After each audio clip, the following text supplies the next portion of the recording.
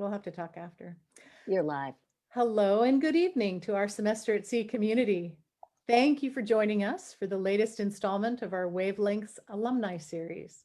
This online series highlights the talents of our Semester at Sea alumni around the world.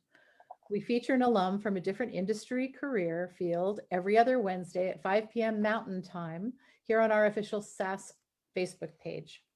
I'm Star Lancaster, and I sailed on Semester at Sea in the spring of 1977. Both of my daughters have also sailed, one in the spring of 2009 and the other on fall 2010. I live in Lexington, Massachusetts, and I'm a healthcare data analyst. I've been a member of the Parents Council since 2006. In fact, Shelley and I joined the Parents Council at around the same time, so I've known and worked alongside her for almost 15 years now. So tonight I have the distinct pleasure of speaking with Shelley Galloway and learning more about Shinrin-yoku, the Japanese art of forest bathing. Shelley Galloway received a master's in art history from Northwestern University. She's a visual artist focusing on both photography and floral design. She's a second-level teacher in the Sogetsu School of Ikebana and is serving as the secretary of the Illinois Sogetsu Study Group. She's also serving on the board of the Chicago chapter of Ikebana International as co-program chair. She's a past president of the Kenilworth Garden Club and approved photography judge in the Garden Club of America. She's received many GCA awards in both photography and floral design, including a Fenwick Medal in 2011. She was fortunate enough to participate in the World Association of Floral Arrangers World Exhibition in India last March in 2020. Shelley exhibits every year at the Chicago Botanic Garden as a member of the Sogetsu School and Ikebana International. Shelley lectures around the country on her thoughts on the art of Ikebana and the creativity of photography. She also teaches her floral arts when she sails on Semester at Sea. Hi, Shelley. Hi, Star. How are you? I'm well, thank This you. is really fun to see you and talk about Semester at Sea together. We could probably be here for hours. Most definitely. So the first question on the docket is, how did you first hear about and get involved with Semester at Sea? So I had no idea about Semester at Sea at all until our daughter Ashley, who was going to be a senior at University of Illinois, came to us and said, well, I really want to study abroad, and I either want to go to London or I want to go on Semester at Sea. And my husband said, well, you could always go to London, but when can you go around the world on a ship for over 100 days? So she was the first to sail in spring of 04. And then our other sons sailed in spring 05 and spring 08. And so actually we took Ashley down to the Bahamas to see her off on the ship. And my husband looked at me and he said, you know, we're all going to do this. And I said, what do you mean we're all going to do this? And he said, well, we're all going to sail. So actually we all have sailed. He sailed with me for one full voyage. I sailed on the spring of 10 by myself. He went with me for a month and then I went off on my own. And then we sailed fall 11 together. He did fall 13 and I did spring 15 and partials in fall 18 and 19.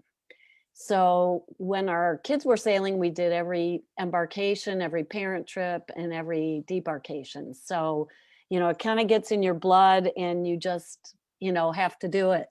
And as you say, I joined the Parents Council in 2006 with you. So, I've had bon voyage parties for families here and been able to talk about it from my perspective as a lifelong learner, but also as a parent.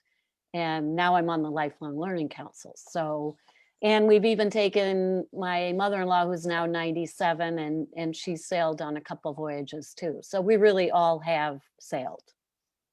That's amazing. Well, plus the fact that you actually have stepped up and done so much volunteer work, both with Parents Council and Lifelong Learner Council, but also moving up through and providing time and treasure with the AABOD and on at the trustees meetings even. So it's been really fun, really, really, and the connections to so many people are terrific. Yeah.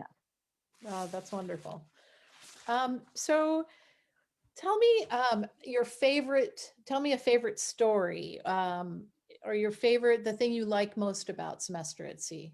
I mean, obviously, you've liked it a lot because you've I gone a mean, lot. I've been But thinking I could go on for hours, but I think so. The Each voyage is unique. So each voyage has given me something special. But I would say that Spring 10 was about me. It was my chance to recalibrate after being a mother.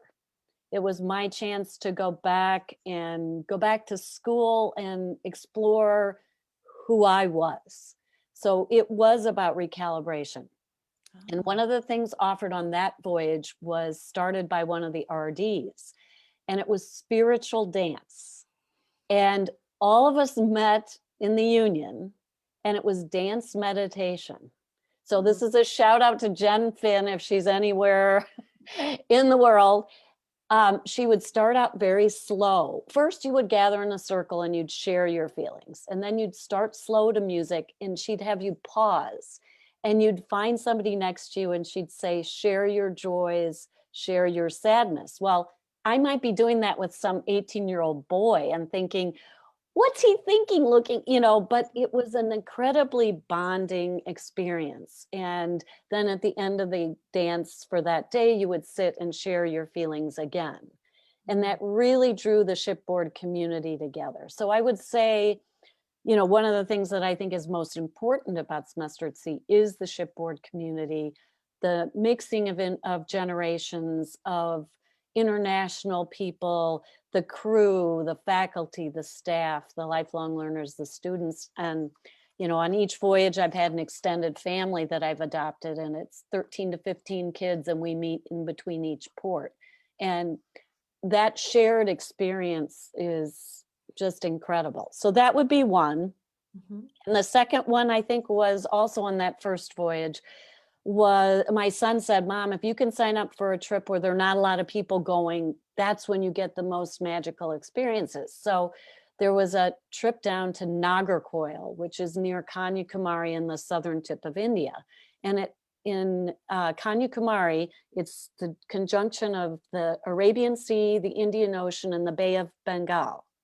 Mhm. So we took an overnight train down there. We stayed with a family. So there were 10 adults and 10 students. We went to a choir making factory that this family owned, their school that they had founded. We went to a rubber plant, rubber making industry. We saw the rubber plantation. We saw their cotton mill. So that was all within this little town of Nagercoil. But then we went to Kanyakumari, and that has a shrine to the Swami Vivekananda, who brought his faith to the States. And when I returned home, I found that he had spoken about the unity of religions at the World's Columbian Exposition in Chicago. And my grandfather actually laid the wooden sidewalks at the World's Columbian Exposition. So, that kind of just conjunction of spiritual and meeting a family in India and seeing what they had done. Then we took another overnight train to Cochin from there. Almost missed our stop because it wasn't Cochin, it was Ernakulam Junction. And then when we got on the ship, the theater teacher had arranged for us to go to a temple where it was a Brahmin temple and training center for the special theatrical art of Kerala. And we got to see them dress and put on their makeup. So that whole trip to South India was something I'll never forget and added so many dimensions. So the other thing I wanted to add was that Mhm. my first voyage was about recalibrating, but my last voyage, full voyage, I took a class that was a freshman writing class, and we were supposed to come up with our voyage theme. And I came up with the idea of pilgrimage. And so I kind of think of each of my voyages as a chapter that's a continuing life chapter of different pilgrimage. And so that's been a metaphor I've pursued in my art. So, all of those things have been meaningful to me.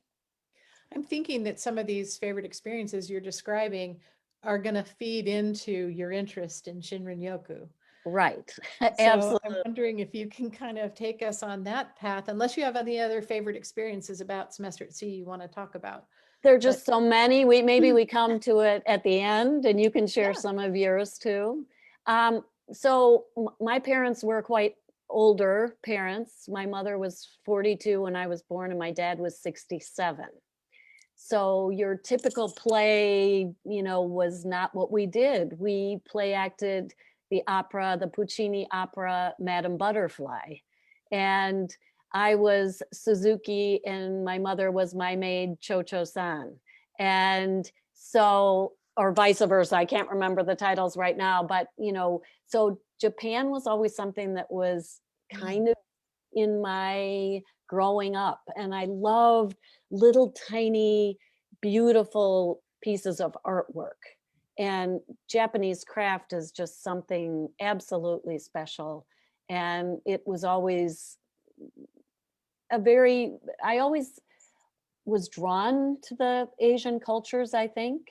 And I have found through the study I've done on Semester at Sea with Jim Huffman, James Boyd, um, uh, Jean Ippolito, the art teacher who brought up contemporary Japanese, and Phoebe Chrisman talking about sacred places, that Japanese aesthetic terms seem to mean almost more to me for some reason. I think Japanese aesthetic terms say more. mhm. So that was why I was drawn to Japanese culture and Japanese aesthetics. Why was I drawn to nature? Well, I do Japanese floral design, which is ikebana, and that is very much about you take your flowers, you cut them out of the garden, but you have to bring them new life. And it's your soul and their soul that are coming together. And together you create a new life. So Ikebana has helped me in this as well. But Japanese forest bathing is all about a reciprocal relationship with nature. So you go into nature and you communicate with nature and nature communicates back with you. And through that process, there is a healing and it provides a health benefit to you. So as a little girl, my parents, because they were older, left me on a hillside in Switzerland for 3 weeks at age 7 at a Swiss Kinderheim. And that was kind of a scary experience. And I found that walking in the forest there, I didn't feel judged. I was who I was, and nature accepted me. So I think that all those elements kind of fit together in why, when I discovered Shinrin Yoku, why it made sense to me aesthetically, spiritually, and from a health vantage point. So, Mhm. so I'm going to share my screen Okay. and I'm going to take you on a little forest bathing walk. And I am hoping that my sound effects will work. And this is supposed to be meditative. And I want you to think about a forest that is important to you in your life and why. And we will talk about that at some point. So we'll start at the beginning. And I'm going to share my screen, or I'm going to start the slideshow. So we carry the forest within us, and it is a mirror of all the great forests of the world. And you didn't come into this world, you came out of it like a wave from the ocean, Alan Watts says. And you are not a stranger here. So I want you to close your eyes, and I'm going to play this sound effect. Hopefully it will work. It's a gong from Japan, actually recorded on one of my semester at sea trips. And think of the fact that you're entering a forest and that you're stepping across a threshold into a sacred space.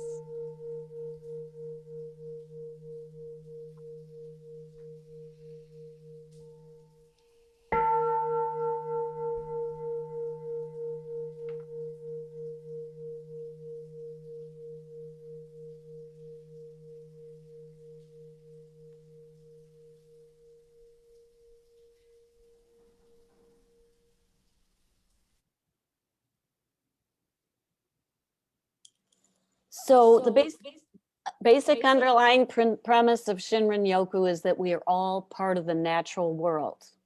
And if we reestablish our connections to nature and develop that reciprocal relationship with it, we will find that our lives are enriched and our bodies and minds are healthier. What tree or forest do you hold in your heart? And what does it mean to you? Think about that. Does it still provide you comfort when you go back and think about it? Like the forest that I walked through in Switzerland, or the 30-foot tall pine tree that was in my backyard when I was a little girl, and we used to play underneath it and tell stories and play act. So the forest is your partner in this healing and creative enterprise. So think of it as the forest bathing walk is similar to that creative experience that's described as the aha moment, when all of a sudden that inspiration from within you comes up to the surface. And the forest bathing experience can help you to have deeper and clearer intuition. It fosters an increased flow of energy. It leads to a greater capacity to communicate with the land and its species. And it produces within you a stronger sense of the life force, a deepening of your friendships, a sense of happiness. And it's a great counterbalance to the frenetic pace in our technologically dominated world, especially at this time. And think of it as removal from all the trauma and stress in our lives. And I suggest that you think about going on a virtual forest bathing walk, which are available and we'll talk about later. So the term was coined in 1982 by a Japanese man who linked forest visits to health and wellness-oriented tourism. And yes, you can find trips, they're out there. But it's in other cultures as well. I know it's been around probably as long as man has been around in different forms. It just is now becoming more popular. If you go on Amazon, you'll be amazed at how many books, even for children, there are about forest bathing. And historically, I think most cultures realize the health value of a close connection with nature. In Japan, the sense of the healing powers of forests is rooted in Shintoism, with its worldview that all things have indwelling spirits or kami, and sentience exists throughout the natural world. So if you think of it, I learned from Jim Boyd in his class on the ship about spiritualism. Martin Buber talked about the I-thou relationship, where, Star, I'm looking at you and you're looking at me. And the kami who inhabit the natural world, say the kami of the waterfall. If I come to a place in Japan that is marked with a rope, with a shimenawa and lightning bolts, that is a place of strong kami spirit. And I can sense the spirit that is indwelling in that tree or that rock or that waterfall. I don't become the rock, the tree, or the waterfall, but we share our experience. And that is what Shinrin-yoku is about. And it involves all of our senses, and it is about connection and relationship. And we share with nature, but nature shares back with us. So it is reciprocal. So here are some important elements of Shinrin-yoku. One of them is pace. Make sure that you walk slowly. Don't rush the experience. And the distance does not have to be long, although it's suggested in some of the books that 2 hours is great, but you could do it in your backyard. And I'm even thinking about writing a book for city kids where you could look down and look at a weed growing through a crack in the sidewalk, and that could be your experience of Shinrin-yoku, because it would be the resilience of that weed. So you can do it in your backyard, a local park, a forest preserve, a botanic garden, or go to another country and experience it there. Use your senses to welcome the gifts of the forest, such as sights, sounds, and unique energies, and those that are also in the animal and plant life that are there. And again, it's about reciprocity. You give yourself to nature and it gives back to you. So take your time, engage, and don't be rushed. So we're going to do a little bit more sound here, hopefully. So we're entering a new forest. Think about it as a threshold. You're crossing into a different sacred space, and maybe these are 3 different rooms. So there's the water room, there's the tactile fungi on the tree, and then there's the sky space above.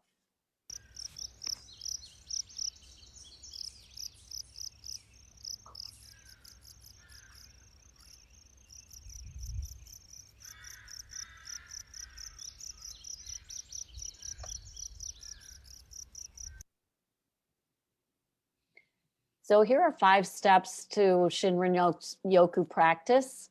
One of them would be to leave behind any extra things. Maybe put your phone camera in your pocket, and we'll talk about that later in terms of creativity and inspiration. But try not to be distracted. Leave behind your goals and expectations. Be open, wander aimlessly, allowing your body to take you wherever it wants. Pause from time to time to look more closely at a leaf or notice the sensation of the path beneath your feet. Find a comfy spot. Take a seat and listen to the sounds around you. See how the behavior of the birds and the other animals change when they become used to your presence. Resist talking with others until the end of the walk, when you can gather and share your experiences. There are guided trips, and if you go with a guide, they will have their own set of invitations. So they might ask you to stop and sit and feel the wind on your face. And then they might ask you to come together again with the group and tell them how you felt about that. It's all about opening yourself up and following the guide's invitations and then sharing that out. So we're going into another room in the forest, and this is a raucous room with crows talking to each other.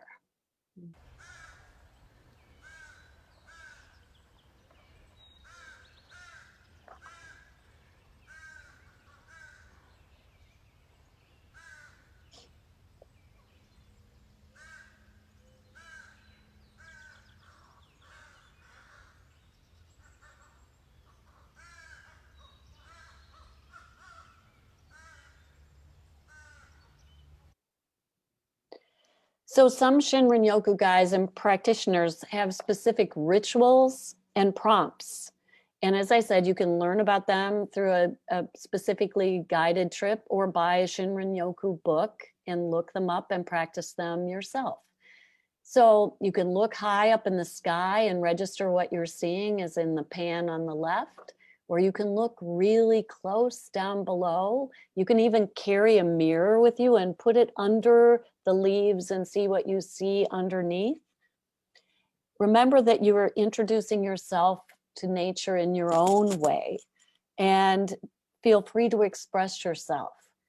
If you're really upset about something or you're really excited, go up to a tree and put your hand on the tree and talk to it. It's better than going in the backyard and throwing a set of china and breaking it, but you can get your feelings out. The tree, the insects, the birds won't judge you. You are equal in their presence. And that's what this experience is all about. No judgment and coming from within yourself. So we take our 5 senses into the forest with us, but there are other senses that are talked about in Mr. Clifford's book. One of them is proprioception.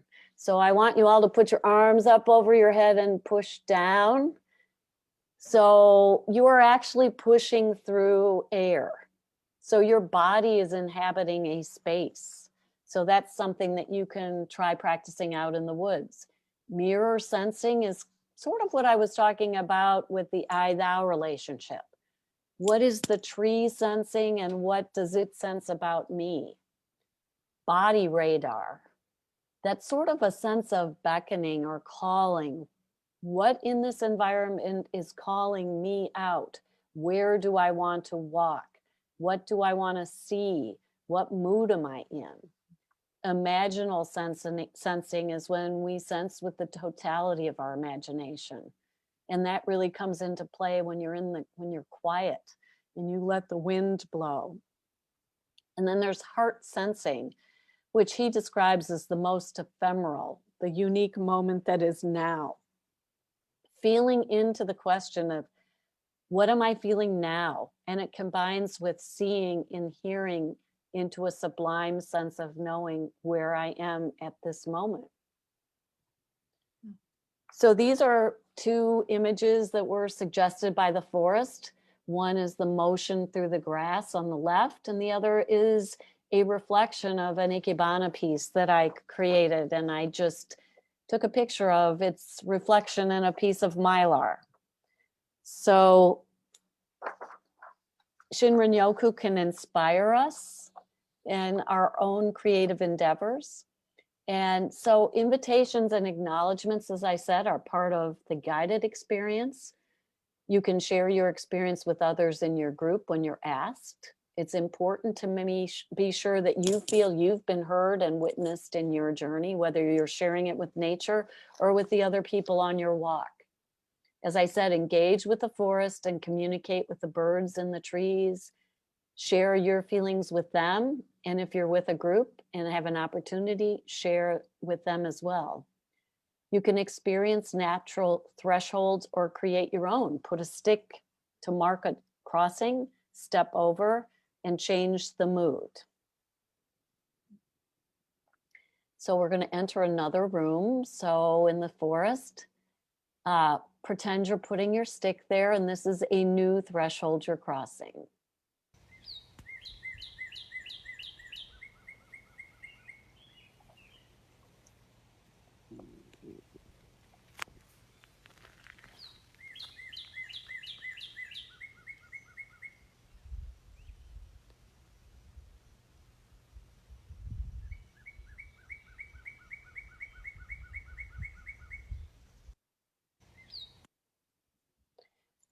So these are, again, two scenes you might see in your forest bathing walk. Sitting quietly by a stream, you could put your feet in, you could look at the reflections and the shadows, and all your senses are engaged. You're hearing the water lapping, and you're looking at the reflection of the sun. So those can aid in your experience. So how does this forest bathing experience affect us, and how does it lead us into creative exercises? As I said, it's like the aha moment when all of a sudden that idea comes to the surface. So I think that it's often helpful to prepare for going into the forest. If you spend a few minutes, 20 minutes journaling, you can get rid of extraneous worries and concerns. You could take a few minutes of deep breathing before you start your forest bathing walk. Get rid of what's in your mind, put it outside. It will come back later. In 3 different locations in the woods, you can stop and listen to the sounds. And if you want to, you can write down what you're hearing and return to it later. I also think it doesn't hurt to record the sounds, as I've done. You keep your phone in your pocket. Voice memos can record those wonderful sounds, and you can use them later when you're creating a video or in a meditation or whatever, however it suits you creatively. So you can pick one emotion that you are feeling and focus on that and use it later in your photography or in your writing. Walk through the scene and look high and look low. And as I said, you can even look under things with a mirror and find surprises. So wabi-sabi is one of the Japanese aesthetic terms that I think comes into play when you're in the forest. For me, wabi-sabi is a term of savoring what is old and worn and has that wonderful patina to it. It's been used by people, but it retains its beauty. A rock in a forest can have a wabi-sabi feel to it. It can be worn on one side, smooth, and you know it's been under the water for a long time. So wabi-sabi means getting rid of all that is unnecessary. It means treading lightly on the planet and knowing how to appreciate whatever is encountered, whenever it is encountered. Wabi-sabi is expressions of time frozen, the beauty of things that are imperfect, impermanent, and incomplete, as we all are. It is a beauty of things modest and humble. It was very important as part of the tea ceremony because everybody was supposed to enter the tea pavilion by getting low and going in and putting aside their status and being humble and holding a special tea cup. So often, a forest bathing guide will either open or close the walk with a tea ceremony. It is the beauty of things that are unconventional, and explore it as you're wandering in the forest. The wisdom of the trees, the blemishes on the rocks, the fading glory of the flowers that are past their prime. Celebrate the essence of each natural creation and see it in all its honesty and unpretension. So I did want to say a little bit about Shintoism again, that the first Shinto shrines were actually groves of trees. And if you think about the movie Avatar and that living tree whose roots, reached into the earth, and if you cut them off, the avatars were disconnected from their source of life. The first actually constructed Shinto shrines were 4 pegs in the earth with a rope around them. And the kami spirits were called to come and inhabit that sacred space. So if you think of these rooms in this forest, they're all special places inhabited by spirits. So just quickly, inspiration to other art forms. I think of meditation and forest bathing as artistic cross training, and being connected to your inner spirit in a way more complete can foster creativity.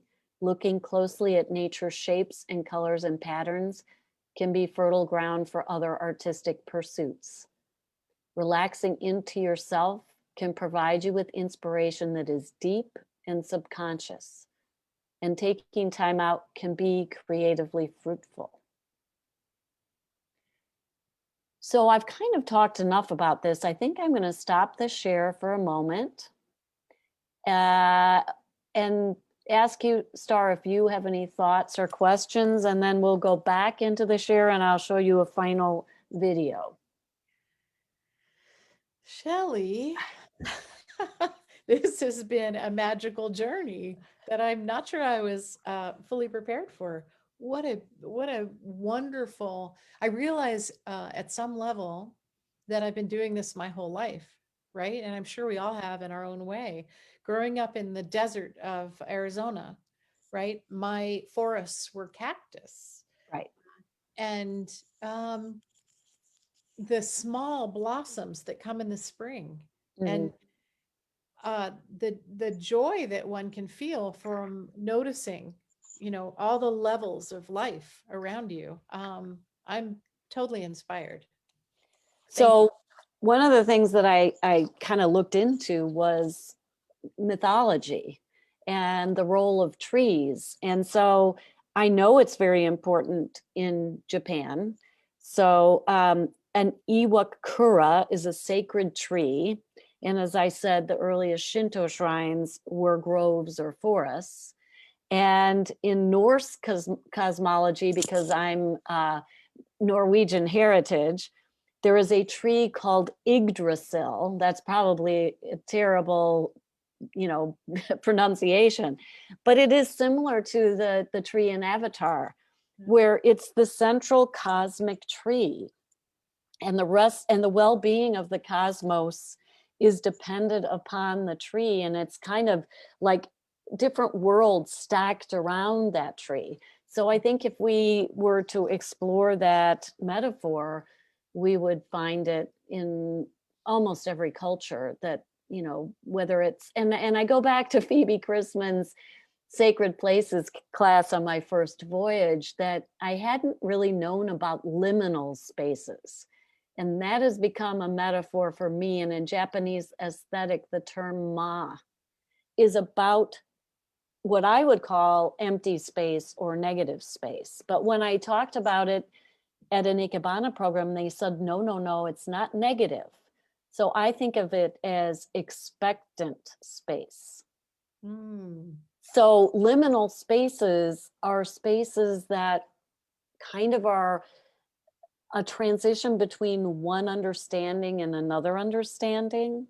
And in a sacred space like at the top of a mountain, you're much closer to what people would have thought as the spiritual realm, and trees also. So I think that liminal spaces and the study of liminal spaces is something I discovered through Semester at Sea and through Jim Boyd and Jim Huffman and all the teachers that I had on the ship. So thank you all for bringing me to those metaphors, which I use in my artwork. So I think I'll try to share again. Well, And wait, I want to highlight a couple of things you talked about. okay. The tuning into nature with all your senses, Mhm. connection and the relationship. I think that's an amazing, you know, when you think about Semester at Sea, that shipboard community is all about connection and relationship. And life as a whole is all about that. And doing that with nature brings me to the sense of responsibility that I have, right? Absolutely. A caretaker for those Absolutely. entities that I'm that are part of my web, um, which obviously includes the whole planet at this point. But one question I did have for you: did you go to Japan before Semester at Sea, or was that your first time actually being in Japan? Because I heard you have a history of having a fondness for all things I Japan. I have had, but actually the first time I went to Japan was when our son James graduated from high school. So that was Hmm. prior to Semester at Sea. And I must say that arriving jet lagged in Tokyo, and we didn't plan our trip wisely. We did tour buses a lot, and that was kind of my introduction. But then on my spring 10 voyage, I had a very short time on in Japan, Mhm. and I determined I had to go back. And shortly after that, I was on a reunion voyage and I met this wonderful man, Lennox Tierney. And he was probably 95 when I met him. He had taught on the ship on a shorter voyage, I think. And we spent the whole reunion voyage talking about how he had been in Japan post World War II, worked for MacArthur on the commission to save arts and monuments. He had studied with famous potter Kawai Kanjiro. He did ikebana. He spoke Japanese fluently. He actually founded the Mingei Museum in San Diego. He was awarded the Order of the Rising Sun by the government of Japan. And he told me before I got off the ship, he said, "You have to come back. I'm taking a tour next year in Japan." And at that point, he was going to be like 98 years old. And I got off the ship and I thought, this guy cannot be real. This cannot be true. And I Googled him and it was all true. And then I found him through the University of Salt Lake or Utah, University of Utah, and they have his slide collection. I managed to find his trip and I went on his trip and took a friend with me. And because of Semester at Sea, I heard about the experience of students going up to Mount Koyasan, and we fit that in the trip too. So since then, I've traveled many, many times. But no, I went first without Semester at Sea, but then it just enlarged from there. Oh, that's an amazing story. I love that story. And one more thing I wanted to say about that touched me that you talked about was the fact that anybody can do this anywhere. And I love Oh, absolutely. I mean, accessibility.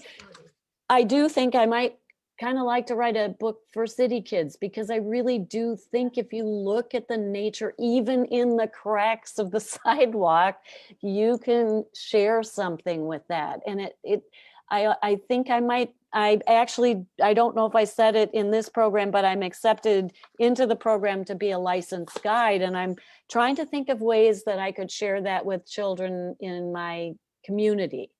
So there is a question here in the chat. Do you have recommendations for when students are in Japan? Oh my gosh, anything and everything. I mean, Japan is one of the easiest countries to travel in. My son, another scary experience, when he sailed on the ship, he texted me before he got to Japan and said, "We want to go to Shikoku Island." And I emailed my Japanese Ikebana friends and I said, "My son wants to go to Shikoku." And they said, "He'll never find it. He shouldn't go." Well, darn it, if they didn't get off the ship, they immediately got on a train and multiple trains and multiple trains, and they got to Shikoku and they spent the entire time on Shikoku Island, and he loved it.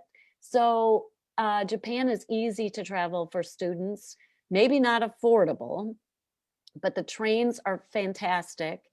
Mount Koyasan and the temples experience is fabulous. Kyoto's, you have to go to Hiroshima and Nagasaki. The art islands, which are in the Seto Inland Sea, are amazing.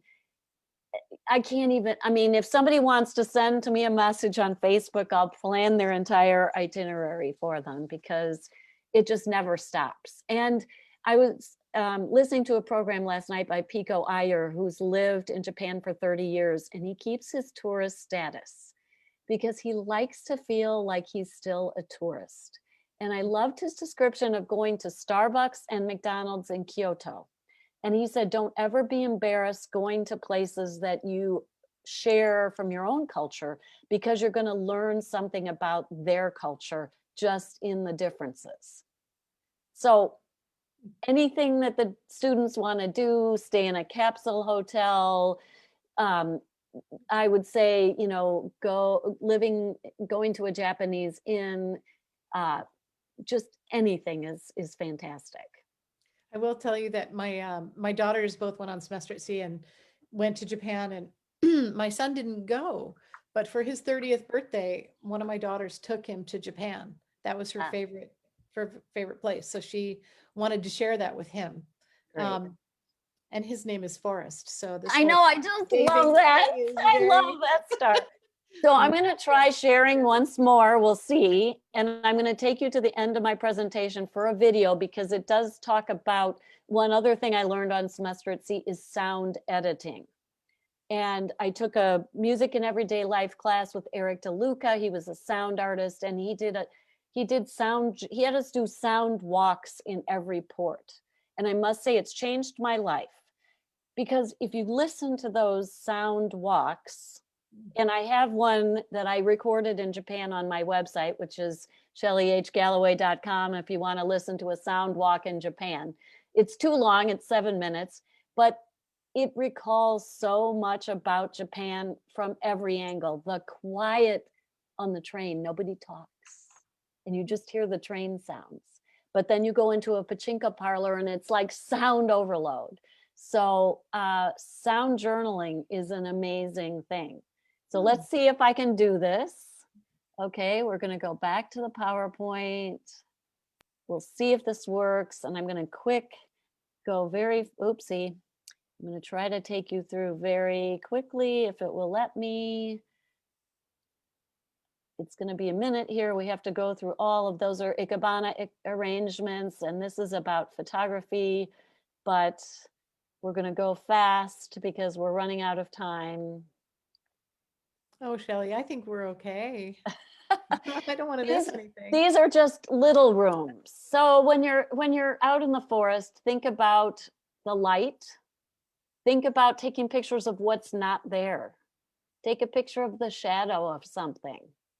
Take a picture of the reflection of something.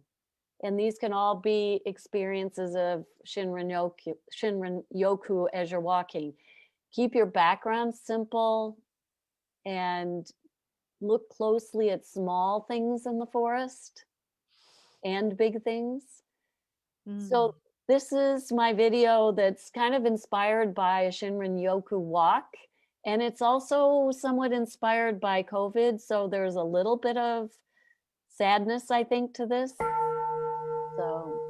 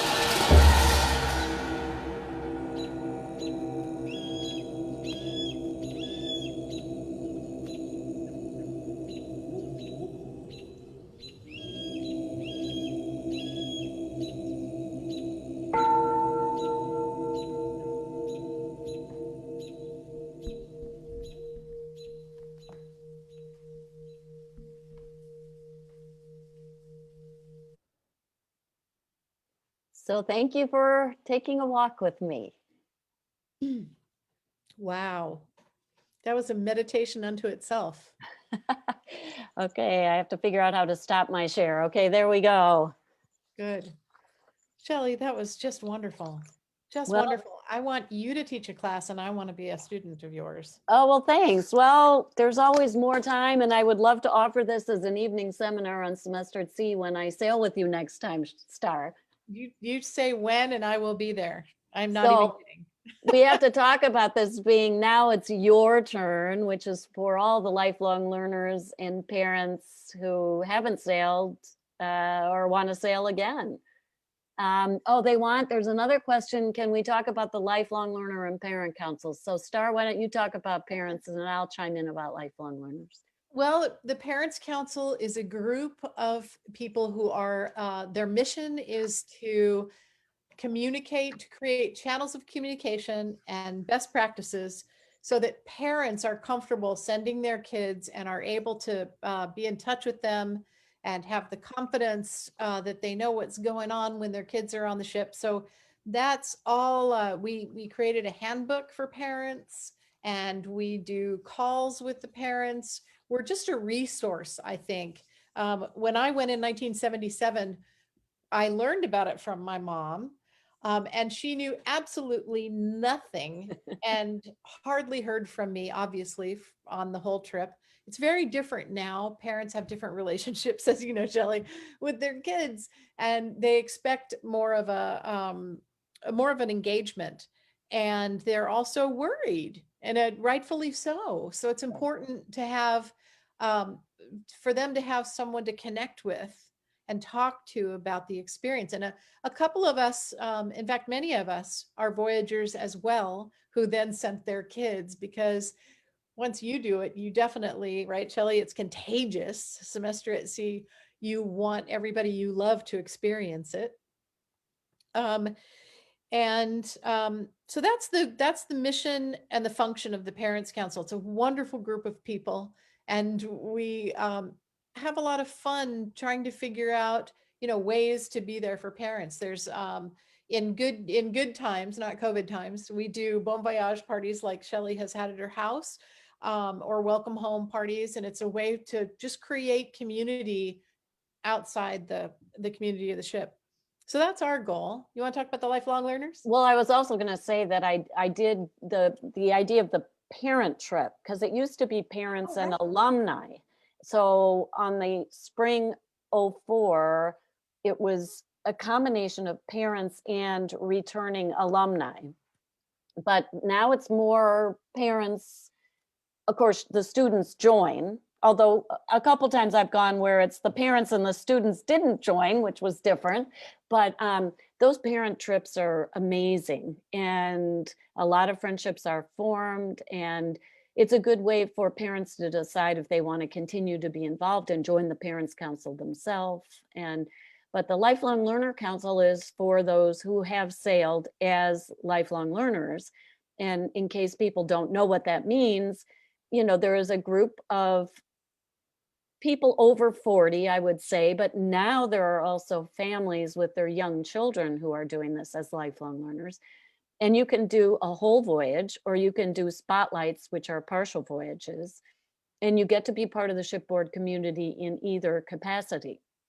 So the Lifelong Learner Council, similar to the Parents Council, is to be there in support of lifelong learners, both alums who we want to keep in touch with, but those who are going to go on the voyage, and we want to continue to support them and answer their questions and encourage others to do the same thing.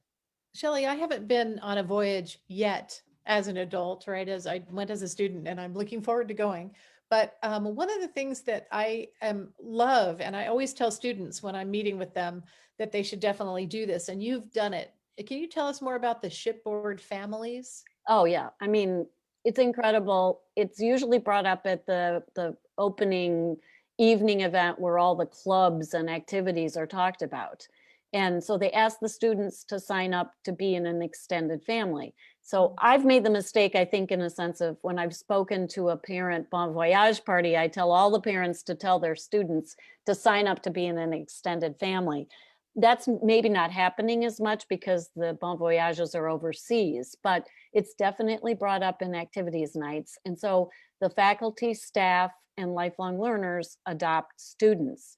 And then during the voyage, they meet and they have ice cream socials, or they get together for dinner or breakfast. And it's just a way to share the experience across the generations and be supportive of each other. You know, I had one of my extended family got some insect bites that were kind of a problem for her. They became infected and she needed a little extra TLC. And so she'd come and I'd let her put her feet up and we'd chat. And, you know, it was, if your parents can't be there, at least your extended family can be supportive of you. And, you know, it's just a nice way to share intergenerationally. I love that idea. I love that Mhm. idea. And traveling together also, you know, because the different perspectives, bringing the different levels of attention. It also brings students together with students they might not know otherwise because it's randomly selected. So it's not like you bring your best friend, although sometimes you do bring your best friend if you're having a good time, but most of the time it's randomly selected. Yeah, that's wonderful. That's awesome. Thank you for sharing that. So I will do that if I ever. Okay, When? Did I say so if? When?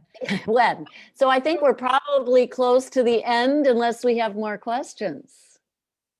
Or you have any, do you want to tell us tell us one of your stories, Star, and One then of you my can, stories. Well, you know, one that ties into your experience was when I went to India, I really wanted to, I was very drawn to a place called Pondicherry yeah, because there was this place called Oroville there. I've been to Oroville. And Yeah, Sri Aurobindo, his whole thing was all religions, all people. right. And I loved that idea. And so I went and stayed in an ashram and had the most wonderful yogurt and just experiences. In fact, the friend that I was with on that trip called me randomly the other day. So that's the other thing about semester at sea. You stay in touch for your whole lives because these Right, friendships you build are lifelong. right. But as you know, but the wonderful thing was that when my daughter went, she made a point of going to Pondicherry as well. And I so we mean, were able to share that yeah. experience, albeit, you know, whatever, 25 years apart. It was awesome. Yeah. It was really special. Um, so, no, I love that you gave us your website, and I hope everybody wrote that down and is going to go look and see what Shelley's up to. Because one of my questions here was, what kind of impact did semester C have on your Oh, life career? But that's what we've been talking about for an hour. So well, I think I would just say that it's all about cross pollination creatively. I mean, the spiritual growth, the idea of pilgrimage, it's given me like a world of symbols and metaphors and things to think about and write about and try to include in my ikebana and my photography. And just simple things like learning to use the Audacity program to do sound editing or even to record things. I mean, just it's forced me to be more tech savvy in a funny way because I have to do it to be creative. And I think that we posted the list of professors, but I think I've mentioned every one of them except maybe Mark White, who was my first academic dean, and Lauren Crabtree, who was my first executive dean. And they were just phenomenal. So shout out to them as well. nice. Nice.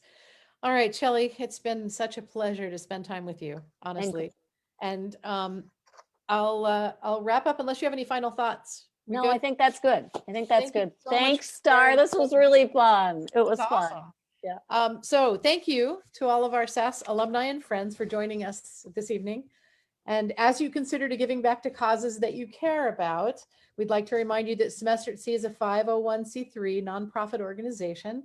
We need your support now more than ever. Gifts of any size make a difference.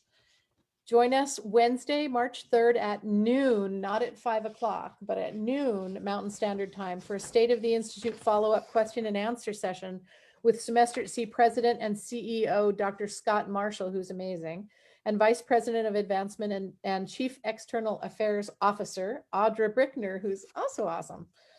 So if you or anybody you know from your voyage have an interesting story, this is our last point here, to share about how Semester at Sea influenced your life or career path, if you email wavelengths@semesteratsea.org, you could be considered for a future Wavelengths series segment. So thank you, everyone, especially you, Shelley. Thanks, And Star. good night.